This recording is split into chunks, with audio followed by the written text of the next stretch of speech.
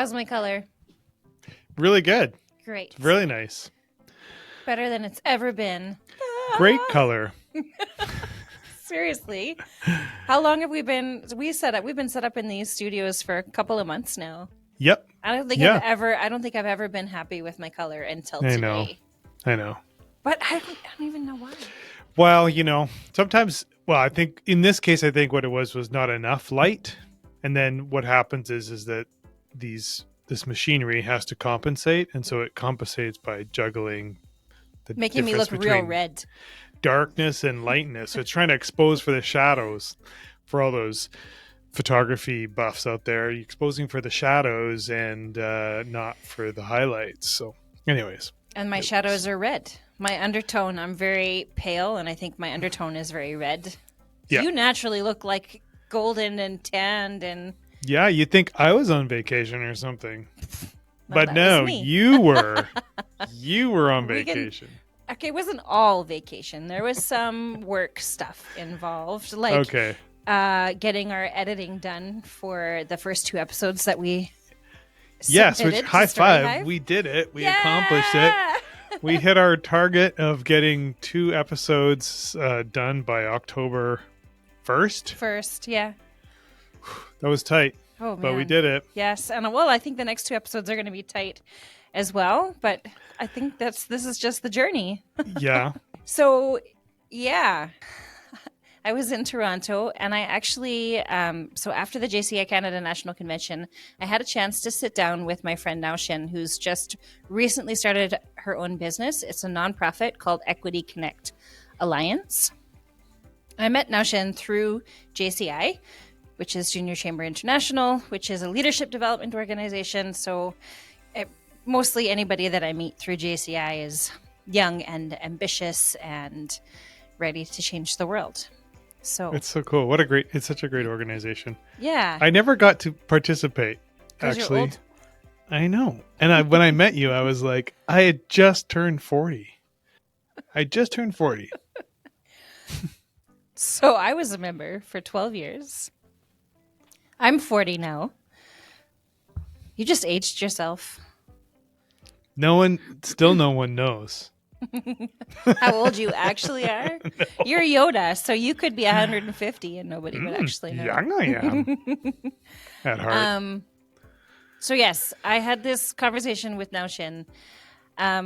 Really curious to know about what she was doing with her business. So Yeah, and what's it called? ECM? Equity Connect Alliance. And what is it? Why don't we just watch the video? Oh, great Nowshin's idea. Going to introduce it, and Okay. And then we'll come back and chat after. Okay. This is Sue Salamosi. I'm coming to you from a trip. I'm on the road. Right now I'm in Toronto, and I'm sitting here with my good friend Nowshin from JCI Canada. She has just recently launched her own business, a brand new nonprofit here in Toronto called Equity Connect Alliance. That's correct, yes. And Nowshin, or Equity Connect Alliance, ran a super interesting panel on it, empowering the next generation when it comes to integrating sustainability with our economic future. And she invited me to be part of that panel. So it was a really interesting experience. I was sitting next to a lot of very intelligent and well-educated people. So it was really exciting to be able to share my point of view on how we empower the next generation. Nowshin, will you tell us a little bit about Equity Connect Alliance and why you wanted to run a panel like that, what your mission and vision are?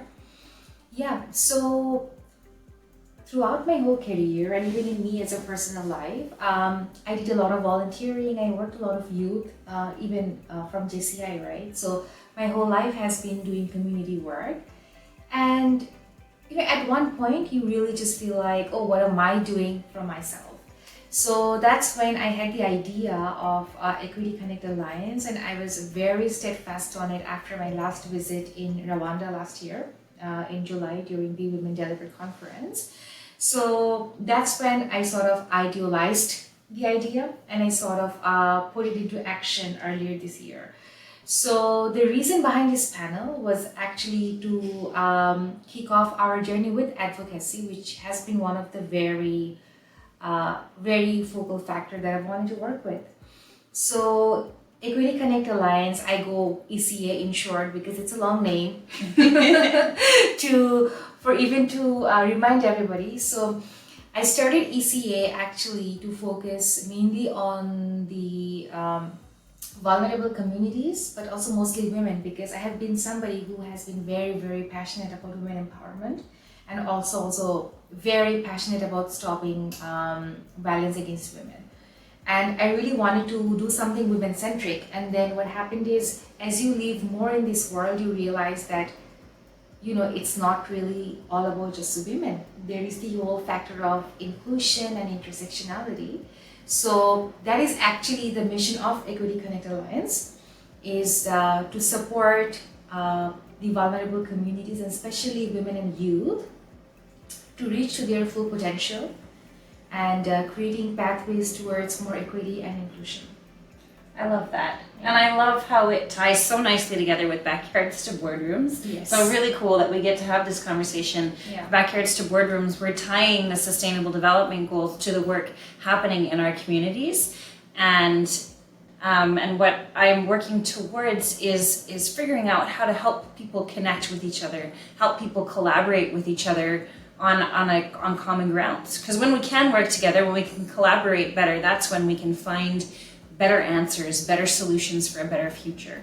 Yeah. So I think that the work that you're doing is really empowering those people, everybody, empowering everybody to do the things. And I think what I like talking about more than the mission is the vision that I have, because I feel like ECA is something that's also so emotional for me, because it's something I've really wanted to do, and it's something I've really worked on for a long time in my head.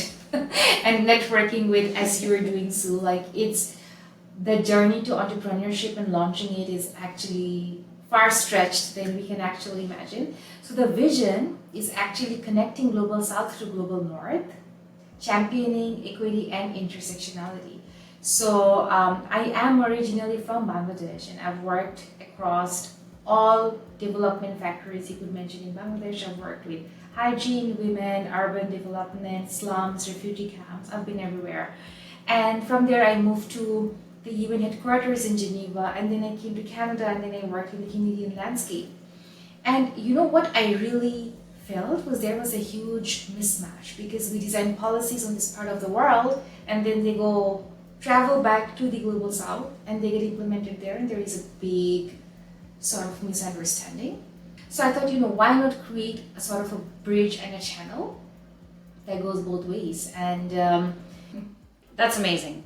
A perspective is amazing, especially when we're talking about communicating about policies and procedures and how things work in this world, and how they work differently in different parts of the world. So I feel like we sometimes really don't see a lot of combinations together. That's where intersectionality comes. I initially thought, as I mentioned, I just wanted to work with women. Then I figured, I want to work with immigrant women who don't find work. Then I figured, I also want to work with immigrant youth who are coming, and they don't get their study permits extended, they don't get enough trainings to sort of blend into Canadian society and find the right job and find the right community. Mm-hmm. And then when I actually moved to Alberta, where I'll probably be living in the next few years, I saw there was a huge crisis with the current generation of the indigenous peoples, right? Because a lot of their history have not really been kind to them. So it's very important not just to look at a woman as a woman, but just to have the whole sense of intersectionality in mind, that the same woman could be an immigrant, the same woman could be somebody who went through a major experience in life, and the same women could be a third generational person whose family has gone through a lot. So I just think it's very important for us to have that sort of diverse approach when we even go and simply interact with somebody. So the way I I saw it is I went to all these big conferences, like, the one we had last week in JCI, and then, I went to a lot of global conferences as well, even from JCI or outside, and I was always representing someone else. That, oh, hey, I work for the UN, I work for BRAG, I work for these people, I work for that person, but I feel like you sort of resonate with this as well, Sue. Like, what is mine? Like, what is my own baby? And that's when I thought of, like, I just wanted to start at something that's on my own and just serves what I really want to do. And not just that, again, I've worked in places where I've worked with a lot of human rights-based approach, frameworks and designs, and then I feel like these are all also sort of inputting onto, like, what my organization wanted me to do for somebody else. And so what do I want? And then, with my judgment as to creating the kind of change I want to see in the world, how can I do it? And I don't think there was any better way than for me to start my own nonprofit and do it through it. So this is where I am. I love that. And I love that you want to create your own stamp in the world, as we do. And I don't know if that's very Canadian or very much a sense of this generation where we feel like we want to take a bite out of the world and make it a better place. Yeah. So from that perspective then, what impact do you expect to make here in Canada? And I guess, given our conversation, what impact do you expect to make around the world? Yeah, so specifically in Canada, I think a lot of, the power of youth and women in general, and especially newly immigrants, are being harnessed with a lot of other factors. So I really want to focus on this vulnerable community of Indigenous youth and newly immigrant youth and women. And I just sort of want to understand their perspective as to what's stopping them from not applying to their dream jobs, what's stopping them to chase them. So that is one very big component. And this is, again, connects back to the discussion panel. I figured before you actually engage in the community, what goes back to is sort of engaging in those discussion panels, the podcast, exactly what you're doing, Sue, right now, is just to have that conversation to understand people's perspectives. People in the public sector, people in the private sector, as to what they think, and ultimately maybe try to influence some of the policies that could work in favor of these communities. And that again ties back to what I mentioned, all these human rights based frameworks that I usually work on. So I've worked on diversity frameworks, I've worked on anti-racism, anti-black racism frameworks. So these are just small ways you work with private and the public sector, municipalities, to sort of influence the small policies that they have in the dreams of maybe someday influencing the bigger policy that serves people best. Because let me tell you, in the next 30 years, in Canada, diversity is going to be even bigger. All the new immigrants now, the people we're getting right now, will be the ones in the chairs running the country, right? So I think this is very important that those people feel inclusive, and especially they feel like they're a part of the community and just do the best. Right? Yes, for sure. And we've mentioned policy a couple of times and influencing policy within municipal and larger government bodies.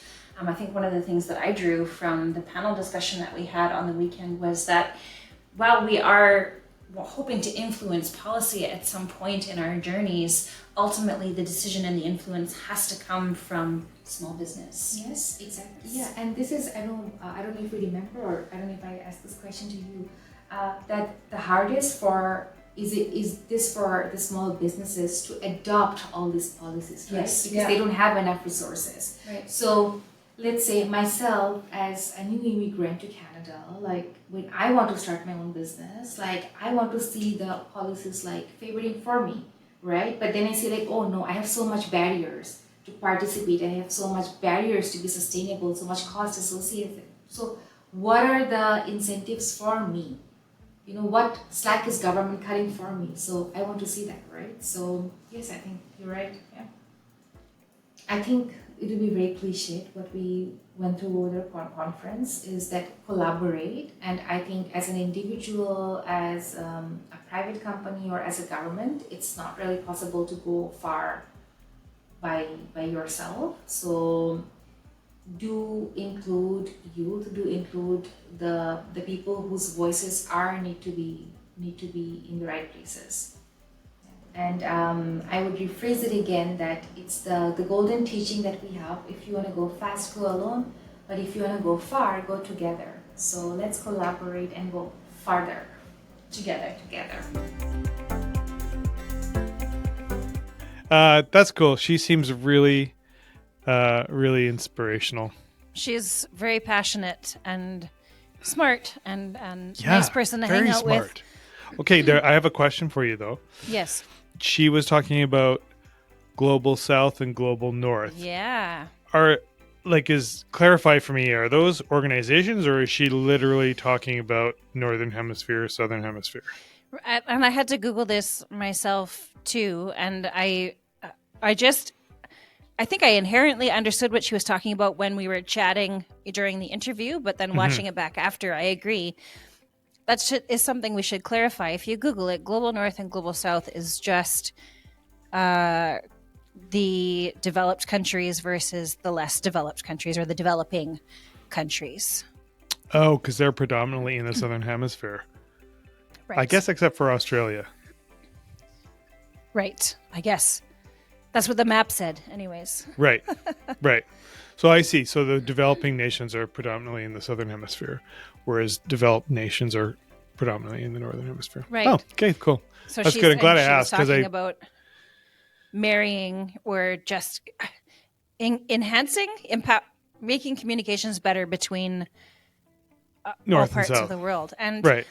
this is partly why I thought this conversation was super important to have and to put on Backyards to Boardrooms, because we are talking about sustainable development goals where countries are working together to create a better world for everyone, not just for global north or global south, Right. but for everyone together. For everybody.